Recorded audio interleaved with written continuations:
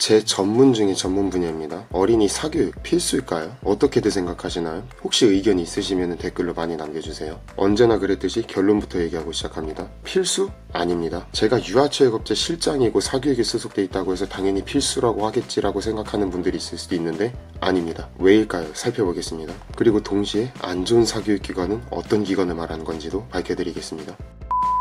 일단 미취학 때는 실력 증진이 아니라 사회성, 정서적 안정이 더 중요할 때예요. 아시겠지만 아이들에게 정서적 안정을 주고 사회성을 기를 수 있는 방법은 꼭 사교육기관이 아니어도 됩니다. 물론 예외는 있어요. 예를 들어 내 아이를 전문 운동선수로 키운다든가 이런 경우는 사교육이 필수겠죠. 아니면 내 아이 사회성에 뭔가 특수하게 약한 부분이 있다라고 하면은 그것을 보충하기 위해서 사교육을 이용하는 것도 괜찮습니다. 이런 특수성을 제외하고는 사회성과 정서적 안정을 키우는 방법은 상당히 많습니다. 오히려 그게 경제적일 수도 있습니다. 물론 아이가 먼저 와가지고 나 이거 배우고 싶어 라고 하면은 얘기는 달라질 수는 있겠죠. 그래서 저는 필수냐라고 물어보면 아니라고 대답합니다.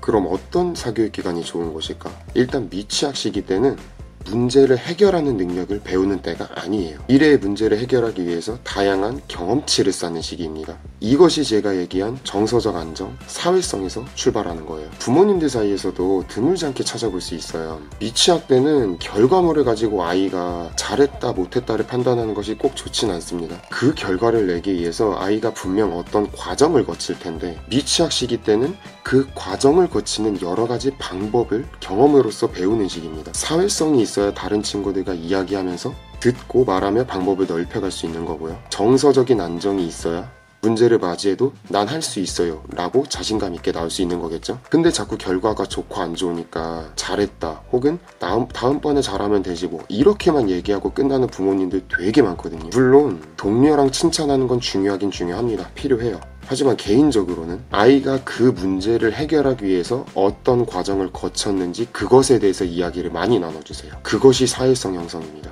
아이는 그런 대화를 통해서 성장하고 크는 겁니다. 결과 동료만으로는 그걸 경험할 수가 없어요. 그러니까 좋은 사교육기관은 아이들이 결과를 만들어내는 것에만 집중하는 게 아니라 여러 가지 과정을 가르쳐주고 결과는 어떻게 나오든 아이들한테 많이 맡기는 방식을 추구하는 사교육기관이라면 저는 그런 곳은 추천드릴게요. 그러면 보내면 안 좋은 사교육기관은 어디일까? 아까 말한 거의 반대입니다. 결과에만 집중하고 결과로만 이야기하는 곳. 영어일 수도 있고 미술일 수도 있고 체육일 수도 있고 발레일 수도 있고 무슨 과목이든 다 될 수 있어요. 목표를 달성했느냐 못했느냐에 초점을 많이 두는 학원이라면 절대 가지 마세요. 물론 아까 맨 처음에 말했던 특수성이 있는 곳이라면 모르겠지만 그런 것이 아닌 이상은 가지 마세요. 목표 달성은 학생 시기 때 배우는 거예요. 미취학 때 배우는 게 아닙니다. 다시 말씀드리지만 미취학 때는 앞으로의 문제를 맞이했을 때 다양한 방법을 스스로 생각하게 환경을 만들어주고 경험하는 것이 더 중요합니다. 문제 해결은 나중입니다. 순서라는 게 있어요. 마무리. 사교육 필수는 아닙니다. 그러나 특수한 상황에서는 필요한 아이가 있을 수 있습니다. 미취학 때는 사회성과 정서적 안정감이 중요합니다. 그것이 꼭 사교육기관을 필요로 하는 것은 아닙니다. 그러나 필요하다고 판단되시면 보내셔도 좋습니다. 그러나 교육적인 효과만 내세우면서 결과만 중요시하는 사교육기관은 개인적으로는 가지 말라라고 말씀드리고 싶습니다.